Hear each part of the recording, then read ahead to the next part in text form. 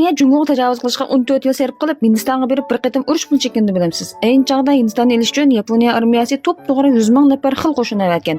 Lekin urush boshlanish bilan 60 ming odam har xil sabablar tufaylidan o'lib ketgan. Qolgan 40 ming odam yig'lab turib uyga qaytishni talab qilgan. Bu zot qanday ish? Ajaba u chaqda Hindiston shuncha yomonmidi? Buning orqasida haqiqatan qurol kuch bilan hal qilib bo'lmaydigan bir masala bor. Bu urushda butunlay alvaslar o'zini o'z aldab qo'ygan. Nemish bunday deymiz deganda bu ishda Yaponiyaning Hindistonga berishdan burungi harbiy mashg'ulotga qarab boqsangiz tushunasiz. Vaqtni 1943-yilning oxiriga qaytarsak, ayni chaqdagi 2-chi dunyo urushining shamol yo'nalishi ozroq o'zgargan bo'lib, Joshingo chekinishga boshlaganda Germaniya Yaponiyaga bir chora ko'rsatgan. U, birodar, Hindiston hujum qilsa, butun Sharq Janubiy Osiyoni o'z qo'ling ola olaysanmizmi? Bizning besimiz kichik bo'lmamdi degan.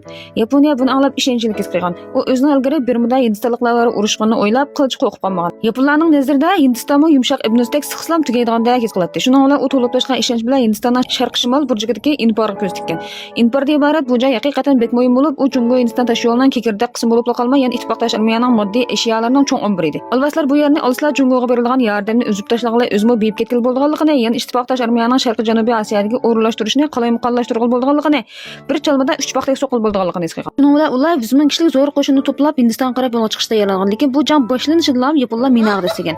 Inpor degan bu yerda tog'lar, egiz, o'rmonlar quyuq bo'lib, yo'l menish intayin qiyin edi. Tankga, zambirakdek bunday ig'ir tipdagi harbiy hazırlıklarni demayli qo'yilib, faqat armiyaning uzuqliq oshliqini tushish intayin ta'siri. Bu yapon qo'mondoni qo'llasini ishlatib bir aptilcharni o'ylab topgan. Qo'y kallaga oshliq atib bersa, yo'lda qo'saq assa oshliqni yeb, oshliq tukkanda qo'y kallarni so'yib go'shini yesa ish olmamdi. Uning ustiga yaponlar intayin ko'ranlab 3 haftadan Hindistonni bo'ysundirmaymiz deb jarsagan. Shunga ular faqat 3 haftalik oziq-tuliklar ilib kelgan. Angliya Hindiston birlashma armiyasi yaponlar bilan asla uzun to'qnashmagan. Ular alvaslarning kelganligini ko'rib, darhol yengilmas qichish an'anasini joriy qildirib, nihoyat tez qochgan. Alvaslar ularning bir tal mo'yinini tutolmagan.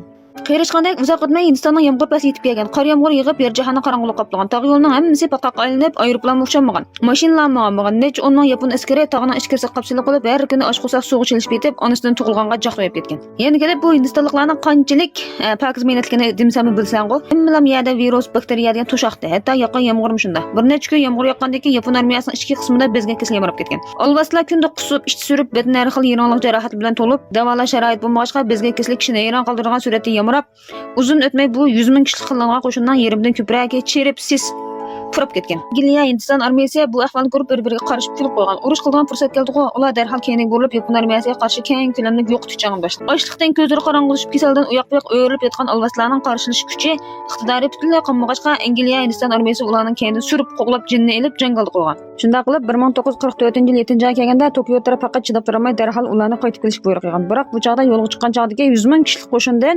o'ldig'ini o'lab qilib qolgani 40 mingga yetmaydi. Hatto 2-chi dunyo urushi oxirlashgan qadar Yaponiya Hindistonga yana chaqlashga jur'at qilmagan. Albatta, eng asosiy sabab yana Rayit qo'ltiqidagi cho'ng dengiz urushi Yaponiyaning barliq dengiz armiyasini digidek yo'qotib etgan. Ularning dengizda kuchi uzil-kesil yo'q bo'lgan. Hatto askar to'shaydigan paraxtum yo'q bo'lgan bo'lsa, qanday Hindiston bilan aplashganda kuchi va desmayis bo'lsin deysiz. Aptiq shapti to'ng'irlig'i marazda deganda qamlashmagan qilib qilgan bu ikki davlatning urushi oxirida munmushda oxirlashgan. Qani men qo'shib anglamagan ta anglab ko'rmagan tan ko'rmiz.